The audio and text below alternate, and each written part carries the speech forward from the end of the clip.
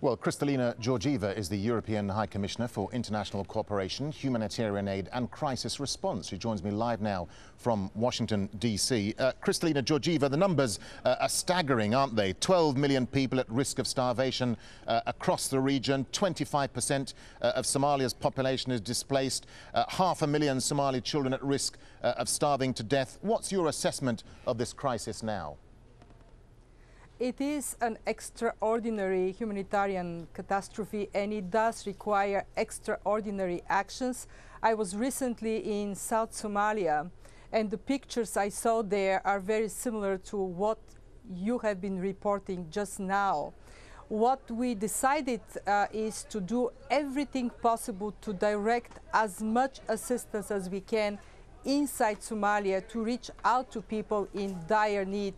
There are some organizations that braved to stay in Somalia, and they are our best hope today to reach out to people to save lives. As you say, Somalia is, of course, the epicenter of the famine. The UN believes that 2 million people, though, can't be reached in areas controlled by the Islamist fighting group Al-Shabaab. I mean, how difficult has it been for aid agencies to get to those areas under the control of Al-Shabaab? For the organizations that have been able to stay, we know that 18 humanitarian organizations were expelled, but there is a small number that have retained presence in Somalia, including in Al-Shabaab controlled areas. I talked to one of them, they are one of our partners, and what are they telling me, and what I actually saw, is that in many areas, local chiefs are saying enough is enough, we need help. And they are providing security. They actually participate in the delivery efforts. The problem we all face is that these organizations are far too few, and their staff is struggling to be able to reach out to people. At best, we will be able to provide food and medical care, and especially nutrition for the most vulnerable, for the kids, to some million people, but as you reported, we are talking about nearly 4 million in need of assistance. So let me ask you, what about the response from African governments? Because the African Union has just delayed an emergency summit for next week, and there's been considerable uproar and criticism over the failure of Africa's leaders to respond to the crisis across the Horn of Africa. Why aren't African governments doing more, and why they're leaving it to the international community?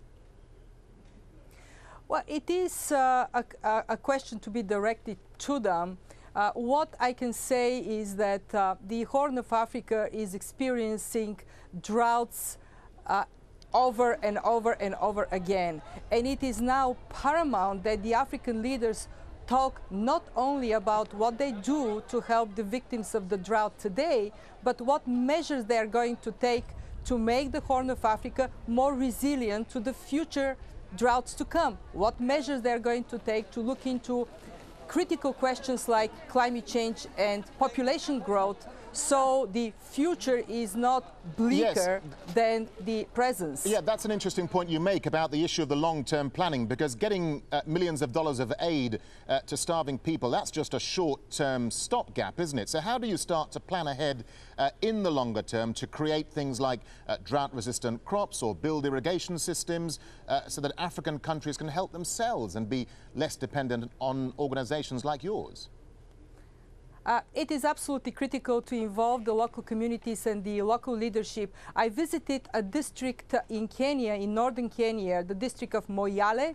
It is squeezed between the most severely affected parts of Kenya, and yet malnutrition rates there are half of the average in the neighbors. Why? Because the local leadership made a conscious choice to invest in disaster risk reduction, to work on helping the local communities, and the results are there. So we need to make sure that there is a higher level of awareness at all levels, at the local level and also at the level of the central governments, that this is the future. The future is one that requires investment in preparedness, and we know the payoff is very high. $1 invested in resilience, $4 to $7 in return. Much more expensive to treat the result rather than the root causes. All right, Kristalina Georgieva, thank you very much indeed for talking to Al Jazeera.